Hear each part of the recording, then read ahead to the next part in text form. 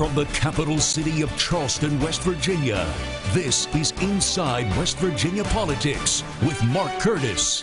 Inside West Virginia Politics is brought to you by AARP West Virginia, your ally for real possibilities in the Mountain State.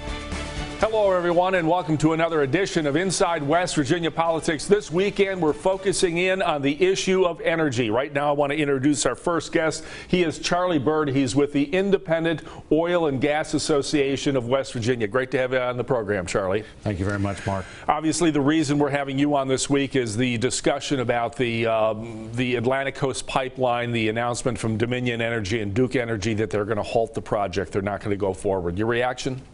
Well, I think as an association and representing producers, oil and gas producers, I think it's a disappointing announcement for us.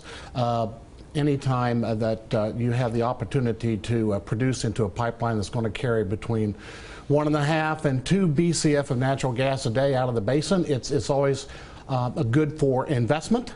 And good for jobs and good for West Virginia.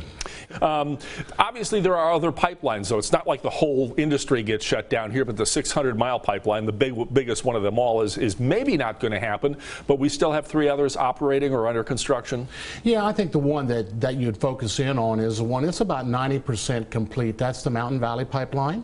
It's a 300-mile pipeline, 42-inch pipeline that will also carry about 2 BCF of natural gas a day. And they are currently under construction on that project from West Virginia into Virginia and south. The other day I wrote a story on this and I said it's like the cat with 9 lives. Speaking of the Atlantic Coast Pipeline, it's alive, it's dead, it's alive, it's dead. It got challenged in the courts, it was upheld, the permit was overturned in the Court of Appeals, and then just 2 weeks ago the U.S. Supreme Court overturned that and said no, project can go ahead. Everybody thought construction was going to start soon. So was that a big surprise that they would shut down after getting such a favorable court decision? Yes, there's no question. It was quite a shock, I think, all across West Virginia.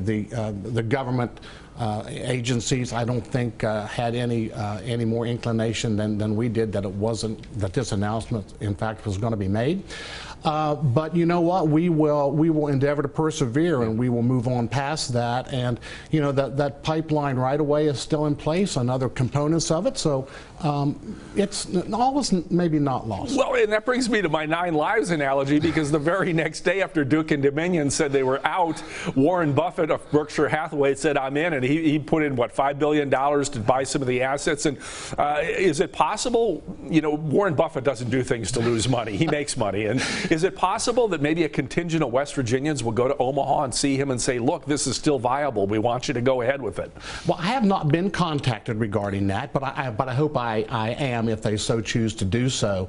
Yes, yeah, you go from the low of hearing that the pipeline is stopped to the literally euphoria of Mr. Buffett maybe re-energizing natural gas in West Virginia. I mean, when you stop and look at what he purchased, which was the transmission assets of Dominion Energy, a very safe, reliable system, and some of the best natural gas storage fields in the country, just ironically setting on top of 2 of the most prolific shale formations in the world, in the Marcellus and the Utica. I mean, West Virginia produced over 2 trillion cubic feet of natural gas last year. That is a tremendous place to be from where we started initially in 2008 at 6 BCF. We're down to about a minute left. Make your case for how many jobs this could create if it gets revived. And we're going to have the Sierra Club on next. They're concerned about the environmental impact. Do you think the environment is protected adequately to your satisfaction if this project goes forward? We practice environmental safety every single day in our industry. We are proud of ourselves for how environmentally astute we are with how we conduct our business. Thousands of jobs would have happened with the Atlantic Coast Pipeline, and but also the loss of that is not the all end, because we still will invest in new wells. We will invest in infrastructure downstream. I mean, We have about 17,000 direct jobs in the industry now. Yep. You can double that when you add indirect and induced. So we feel very good about where we are, and we do it in a safe, environmentally friendly way. Real quick, because we're out of time, your website where folks can get more information about the Independent Oil and Gas Association of West Virginia. www.iogawv.com. All right, Charlie Burd, the Executive Director, thanks for being with us, and we'll have you back as this issue progresses. Thank you, Mark. After this break, we're going to hear from the Sierra Club in its point of view. Stay with us.